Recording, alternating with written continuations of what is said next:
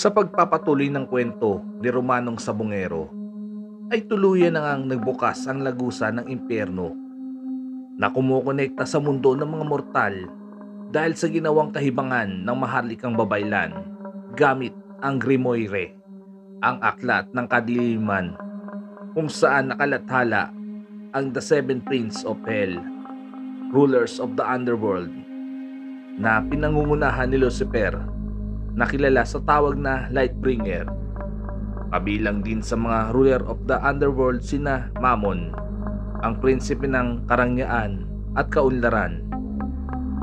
Prinsipe ng kayamanan, ito ang demonyo ng kasakiman. Isang demonyong malaki ang tiyan, Asmodeus. Isang demonyong may 3 ulo na kawangis ng kalahating lalaki at toro. Satanas, ang demonyong mapanlinlang gamit ang kanyang karisma. Bael, ang prinsipe ng karunungan. Astaroth, ang prinsipe ng kasinungalingan. Azazel, ang demonyong may malawak na kalaman sa okulto. Ang 7 prinsipe ng impyerno ay batay sa 7 nakamamatay na kasalanan sa Kristyanismo at pinaniniwalaan ang pinuno ng impyerno ng kaharian. Ang 7 demonyong ito ay binanggit sa iba't ibang teksto ng okulto, kabilang ang Ars Goetia na isang grimoire na naglalaman ng mga larawan ng mga demonyo at ang kanilang mga kakayahan at katangian. Tanging si Lucifer ay tinuturing na pinakamataas na ranggo ng demonyo at nauugnay sa pagmamataas ang nakamamatay sa 7 nakamamatay na kasalanan. Si Lucifer ay pinalayas mula sa langit at tinapon sa underworld matapos maghimagsik sa Diyos. Dahil kay Tandang Gabriela na pinakamatandang babaylan, ay aksidente niyang nasira ang selyo ng occult gatekeeper of hell na pinagtulungan noong lagyan ng selyo ng 7 mandirigmang arkanghel na sina Uriel, Samiel, Michael, Rafael, Metatron, Astrael at Gabriel, ang mga kabalyero ni Jesucristo. Hindi tayo pwede makialam sa mundo ng mga tao. Patawad, mahal kong Pedro, kung hindi kita pahihintulutang maglakbay sa kabilang dimensyon. Sana maintindihan mo ko kung hindi mo magawang iligtas ang mga kapatid mo. Ani niluwalhati sa kanyang katipan na si Pedro. Mukhang hindi ko kayang maupo na lang dito habang pinapaslang ng mga demonyo ang mga tao. Kailangan nila ang tulong natin, luwalhati. Pahintulutan mo sana akong maglakbay sa mundo ng mga mortal para iligtas ang 2 kong kapatid. Wika ni Pedro sa kabiyak na reyna. Hindi kita papayagan, Pedro. May batas tayong sinusunod. Tanggapin mo na lang. Hindi ka na kabilang pa sa mundo ng mga tao. Ito ang bago mong mundo. Ang mundo ng mga Diyosa at engkanto. Bini-bini luwalhati. Huwag mo sanang masamain ang sasabihin ko. Sangayon ako sa nais gawin ni Pedro.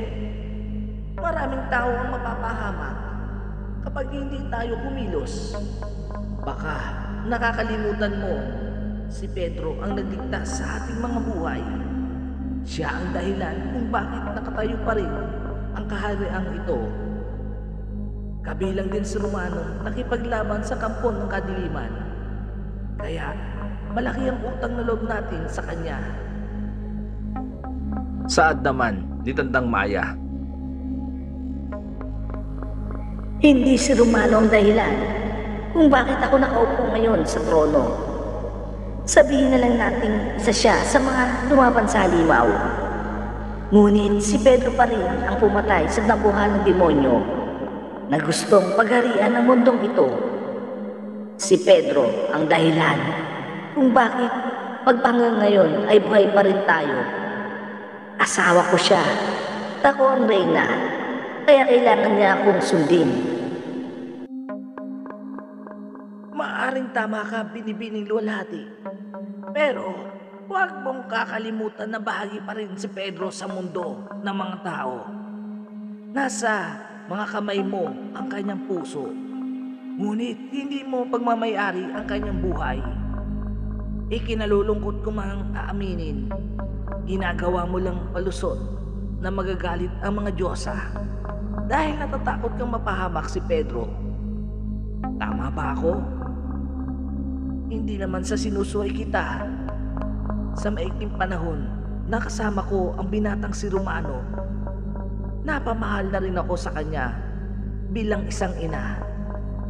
Matapang siyang lalaki gaya ni Pedro. Malakas siya at kayang ipagtanggol ang mahalagang taong nakapaligid sa kanya. Ngunit hindi sapat ang lakas niya upang labanan ang isang sa 7 prinsipe ng impyerno. Paliwanag ng matandang propeta. Kailan ka pang natutong suwayin ako, Tandang Maya? Isa ka lamang propeta na nasa ilalim ng kapangyarihan ko. Hindi ka mandirigma, kaya wala kang karapatang salungatin ako. Alam kong matagal ka nang tagapaglingkod ng aking mga magulang. Patay na ang dating hari at reyna. Kami na ngayon ni Pedro ang nangangalaga sa palasyo.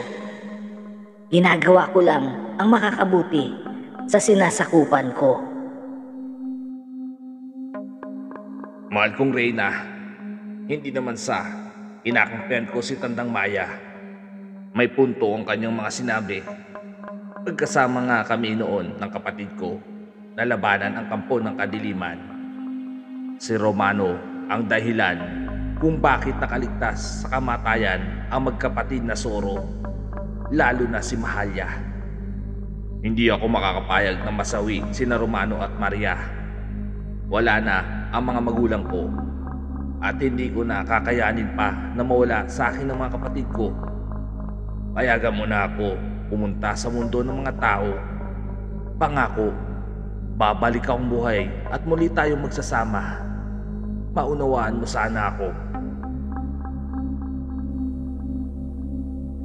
Pero Pedro, hindi lang basta demonyo ang harapin mo. Gaya ng sinabi ni Tandang Maya, isa sa 7 prinsipe ang lumabas sa lagusan. Masyado siyang makapangyarihan at wala kang laban sa kanya. Magtiwala ka sa akin, Luwalhati. Kahit gaano pa kalakas ang kalaban, sinisiguro kong matatalo ko siya. Ihahatid ko siya muli sa impyerno kasama ang kanyang mga alagad. Tama si Pedro, mahal na reyna. Alam kong magtatagumpay siya, patayin ng mga demonyo. Malakas ang ating hari. Malaki ang tiwala ko sa kanya. Wika ni Mahalya na bigla na lamang sumulpot kasama ang kanyang kapatid. Pati ba naman ikaw, Mahalya? Sang-ayon sa nais ni Tandang Maya at Pedro? Opo, mahal na reyna. Sang-ayon po ako sa nais mangyari ng hari. Kung pahintulutan niyo po kami ng kapatid ko, ay nais na namin samahan si Pedro maglakbay sa mundo ng mga tao. Handa kaming lumaban ng kapatid ko. Mailigtas lang ang buhay ni Romano. Hindi lubos makapaniwala si Luwalhati na mas pinapanigan ng kanyang mga alagad ang kanyang asawang si Pedro. Napabuntong hininga siya bago nagwika na wala na siyang magagawa kundi payagan si Pedrong maglakbay sa mundo ng mga mortal. Subalit tumanggi siya na sumama ang magkapatid na Soro sapagkat natatakot siyang mapahamak ang mga ito, lalo't hindi sapat ang kanilang lakas upang labanan ang mga demonyo. Nagbigay siya ng kautusan sa matandang propeta na itipon ang mandirigmang kalalakihan na magiging kawal ng kanyang katipan. Mga bagong kawal na matagal nang nagsanay sa pakikipaglaban sa ilalim ng binatang sugo. Samantala, sa mundo ng mga tao, Kayong mga kutong lupa na nandirito ngayon, sino sa inyo ang gustong mamatay? Gaya ng matandang ito. Kung nais niyo pang mabuhay, lumuhod kayo sa harapan ko. Sambahin niyo ako. Sino ka para sambahin ko? Mas gugustuhin ko pang mamatay kaysa maging sunod-sunuran mo. Demonyo ka. Pinatay mo ang dakilang babaylan. Patayin mo man ako. Hindi kita sasambahin, demonyo ka. nang gagalaiting wika ng matandang babaylan, ang kanang kamay ni Tandang Gabriela at kapatid ng dating pinuno ng mga halimaw. Matapang ka, kutong lupa. Kung yan ang gusto mo, ibibigay ko ang hiling mo.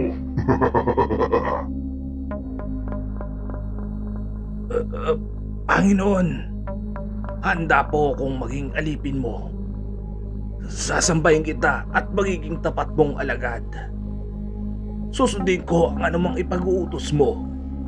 Ako ang pinuno sa aming angkan at lahat ng mga nandirito ay mga tagasunod ko. Renaydor nila ako kaya hayaan mo ko na lang ang pumatay sa matandang yan. Saad ni Mr. Santiago sa demonyo. Inutusan ni Gorgon ang isa sa mga tauhan niyang demonyo na pakawalan sa pagkagapos ang pinuno ng mga halimaw. Matapos makawala sa pagkakatali si Vice Mayor Santiago sa pabaliktad na krus, ay agad siyang nagpalit anyo bilang isang halimaw na labis ikinatuwa ng prinsipe ng kadiliman. Naalala mo pa ba, tanda, ang sinabi ko kanina? Di ba sinabi ko sa'yo na dudukutin ko ang puso mo at kakainin ko ngayon?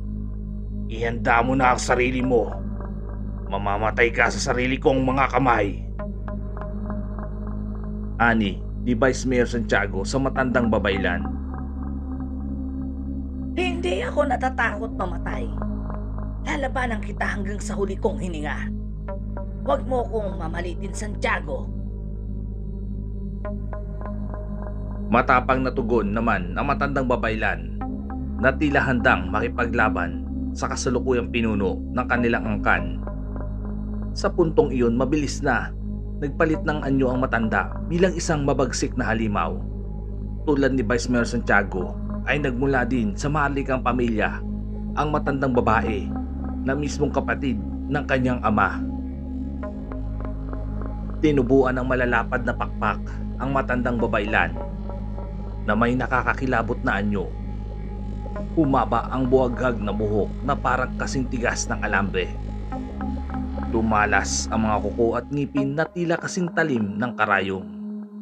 Matapos magpalit anyo ng matandang babaylan, ay mabilis silang nagsagupaan ni Mr. Santiago. Naging mainit ang labanan na parang nasa loob ng arena. Dahil maraming nanonood habang nagsisigawan ang mga demonyo. Naging pangil sa pangil ang laban at kuko sa kuko. Walang gustong magpatalo sa dalawa. Bawat palitan ng mga atake ay nagiiwan ng malalim na mga sugat sa kanilang katawan. Bagamat naging dehado ang matandang babaylan sapagkat may kakayahan ang katunggali na pagalingin ang natamong pinsala. Dumating sa punto na pareho silang lumipad sa himpapawid at doon nagpalitan ng malalakas na pagsalakay. Makalipas ang ilang minutong sagupaan ay malayang naibaon ni Vice Mayor Santiago ang kanyang matutulis na kuko sa lalamunan ng matandang babaylan. Sabay pinunit ang mga pakpak nito dahilan para bumulusok ito sa lupa. Sa tindi ng natamong pinsalang ng matandang babaylan ay tuluyan itong nanghina hanggang sa unti-unti nang bumalik sa dating anyo. Sa tingin mo ba may pag-asa manalo sa akin? Kawaawang matanda na hindi mo magawang kumilos ngayon. Oras na para kunin ko ang buhay mo. Ibibigay ko ang ulo mo bilang regalo sa bagong Panginoon. Marami ka pang sinasabi. Patayin mo na ako. Tandaan mo to. Hihintayin kita sa... Dinukot ni Vice Mayor Santiago ang puso ng matanda at walang habas na nilantakan.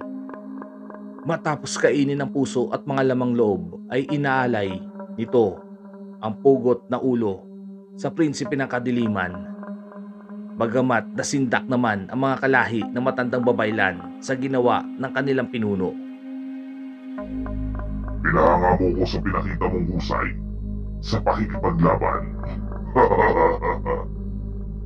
Pero hindi pa ito sapat para gawin kitang alagad ko. Ipakita mo sa akin ang magiging matapat mo bago kita bigyan ng katungkulan sa lipi ng mga sundalo ko. Patayin mo lahat ang mga kalahi mo sa aking harapan. Kapag nagawa mo ito, gagawin kitang general. Masusunod po, Panginoon. Ibibigay ko sa inyo ang kanilang mga ulo. Tugon naman ni Vice Mayor Santiago. Dahil naiipit na sa malubhang sitwasyon ang pangkat ng mga aswang, wala silang nagawa kundi ang lumaban. Naisip nilang magkaisa na paslangin ang kanilang pinuno na tila ipinagkanulo sila sa demonyo. Lahat sila'y nagpalit anyo bilang mga halimaw at magkakasamang sinunggaban ang desperadong nilalang na magkaroon ng mataas na katungkulan sa ilalim na kapangyarihan ni Gorgon. Naging tagilid si Vice Mayor Santiago sa naganap na labanan.